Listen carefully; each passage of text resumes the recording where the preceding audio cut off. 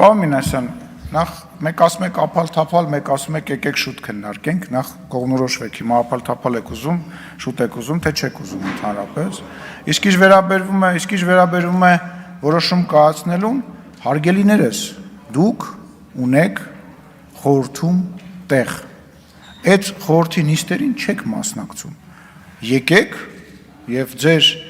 կարծիքը, երբ որ վատառողջ չի, երբ որ այդ հարցը լինում է, եկեք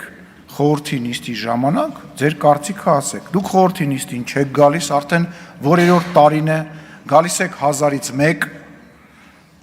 կարամ ասեմ, որ դեպքերում եք գալիս, բայց կարծում եմ դուք էլ չեք ուզենա, որ բարձր ասեմ, որ դեպքերում եք գալիս։ Կարծում եմ առնվազն լուրջ չի, պարոն Մինասյան։ Ես պետք չի հորդորել, դուք ընդ տեղ ունեք, եկեք ձայն վերցրեք, ասեք մենք առաջարկում ենք այսինչ բանը,